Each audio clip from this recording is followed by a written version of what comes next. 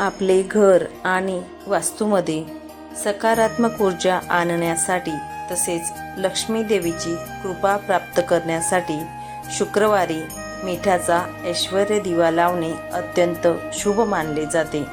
या उपायामुळे घरातील नकारात्मकता जी असते ती नष्ट होते आणि घरामध्ये सुख समृद्धी नांदत असते। हा उपाय कसा करावा याची सोपी पद्धत कोणती ते तुम्हाला आज मी सांगणार आहे। तर श्री स्वामी समर्थ तुम्हा सगळ्यांचं आपल्या चॅनलमध्ये स्वागत करते। आज आपण आपल्या घरामध्ये जे काही पूजाविधी करणार आहोत ती तुमच्याबरोबर शेअर करण्याचा छोटासा इथे प्रयत्न केलेला आहे। या पूजेमध्ये आपल्याला साहित्य कोणते कोणते लागणार ते आधी आपण जाणून घेऊ आणि नंतर पूजेला सुरुवात करू। मातीची एक मोठी पंती लागणार आहे, 2 छोट्या मातीच्या पंती लागणार आहे। या पूजेसाठी आवश्यक म्हणजेच आपल्याला जी पणती किंवा जो दिवा आपण घेणार आहोत तो मातीचाच असावा। थोडी हळद आपल्याला लागेल, 2 लांब वाती लागणार आहेत। फुलं आणि पानं जे असतात ते आपल्याला सजावटीसाठी लागतील आणि इथे आपल्याला माता लक्ष्मीला सुद्धा विराजमान करायचं आहे, म्हणून छोटंसं आसन आपण माता लक्ष्मीला दिलेलं आहे। या पद्धतीने या वस्तू लागतील। तुपाचा किंवा तिळाच्या तेलाचा दिवा आपल्याला प्रज्वलित करायचा आहे। तुमच्या सोयीनुसार तुम्ही प्रज्वलित करू शकता। आणि सगळ्यात महत्त्वाचं म्हणजे मिठाचा ऐश्वर्य दिवा लावणार आहोत तर खडे मीठ जे असतं तेच आपल्याला लागणार आहे। खडे मीठ बाजारातून आणा आणि त्याचा उपयोगच आपल्याला इथे करायचा आहे। हळद जी असते ती आपण ओली करून घ्या, साधं आपलं पाणी टाकलं तरी सुद्धा चालत असतं। आणि या पद्धतीने आपल्याला पूजा करायची असते। जी माता लक्ष्मीचं आसन आपण ठेवलेलं आहे त्या ठिकाणी हळदी आधी लागून घ्या। या ठिकाणी जे मोठी डिश घेतली आहे त्या डिशमध्ये मी जो मध्ये हळद लावली त्या ठिकाणी आपण स्वस्तिकसुद्धा काढू शकतो। तुमच्या इच्छेनुसार तुम्ही काढावी। मध्ये नुसता गंध आपण हळदी कुंकूचा ठेवला तरीसुद्धा चालेल। तर आपल्याला सर्वप्रथम हळद लावून घ्यायची आहे। नंतर हळदीने पूजा केल्यानंतर कुंकू आपल्याला लावायचं आहे।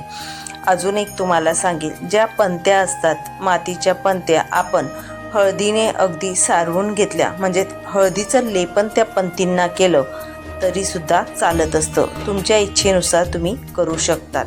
मात्र पंती मात्र ही आपल्याला मातीचीच घ्यायची, हा मोठा नियम असतो। आणि मीठ घेत असताना खडे मीठ घ्यावं, हे 2 नियम आपल्याला पाळायचे आहेत।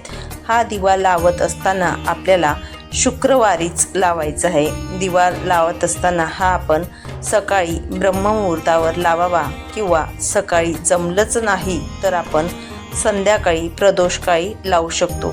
दिवा लावत असताना यामध्ये तूप आणि तेल जे असतं ते अगदी बघा जे आपल्याला 1 तासभर जाईल अशा पद्धतीने आपल्याला टाकायचं आहे।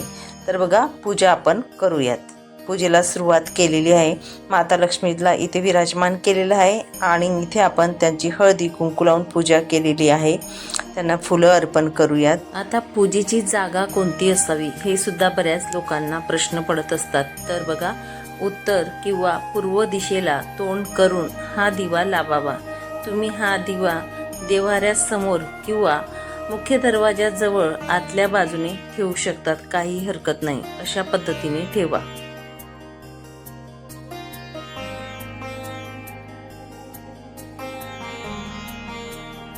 आता नागवेलीचे पानं जे आहेत ते सजावटीसाठी आहेत, तर तुम्ही अशा पद्धतीने ठेवू शकतात किंवा आपण जी डिश ठेवलेली आहे त्या डिशच्या खाली सुद्धा ठेवू शकतो।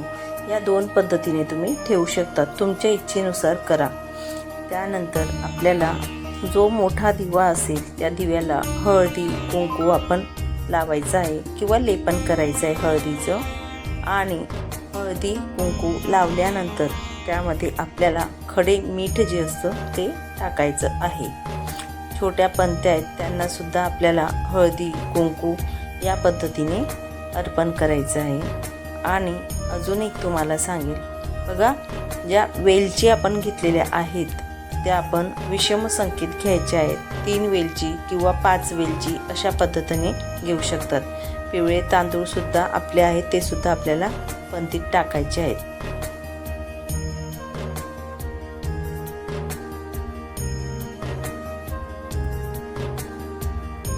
या ठिकाणी खडे मीठ जे आहे ते व्यवस्थित आपण हाताने बसून घ्या, म्हणजे आपला दिवा जो आपला वरचा राहणार आहे तो हलणार नाही किंवा पडणार नाही। या पद्धतीने आपण दिवा भरून घ्यावा।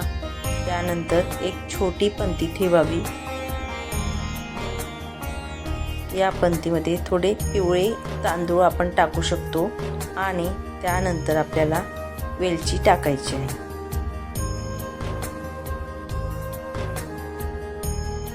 त्यावरती आपल्याला दुसरा छोटा दिवा ठेवायचा, त्यामध्ये 2 जोड वाती ठेवायच्या आहेत।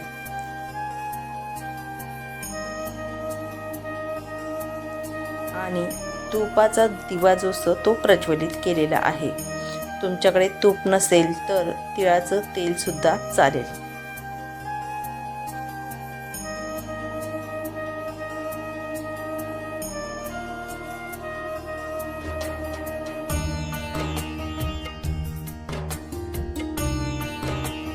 दिवा प्रज्वलित केल्यानंतर हळदी कुंकू वाहून दिव्याची पूजा करावी, माता लक्ष्मीची पूजा करावी। फुलं जे असतात ते आपण अर्पण करायचे आहेत आणि आपल्याला मंत्र म्हणायचा आहे। ओम श्रीं महालक्ष्मीभ्य नमः किंवा ओम श्रीं ह्रीं श्रीं कमले कमलालय प्रसिद्ध प्रसिद्ध श्रीं ह्रीं श्रीं ओम महालक्ष्मीभ्य नमः या मंत्राचा 11 वेळा किंवा 108 वेळा जप करावा आणि माता लक्ष्मीला मनापासून प्रार्थना करा की घरातील सर्व नकारात्मकता ऊर्जा दूर होवो आणि सुखशांती लाभू द्या।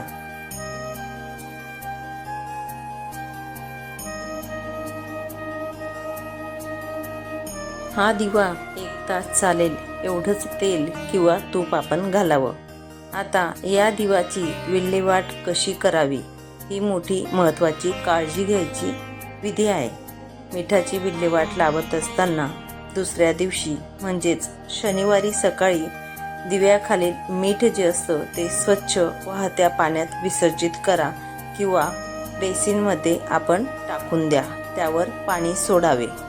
हे मीठ खाण्यासाठी वापरू नये ही काळजी घ्यायची गरज आहे। तसेच आपण जे दिवे ठेवलेले आहेत ते प्रत्येक शुक्रवारी आपण वापरू शकतो आणि हा उपाय सलग तुम्हाला 5 ते 11 शुक्रवार केल्यास उत्तम फळ मिळते आणि फरक बघायला मिळत असतो। दिवा लावण्यापूर्वी घर स्वच्छ आणि देवघर सुद्धा स्वच्छ ठेवावं।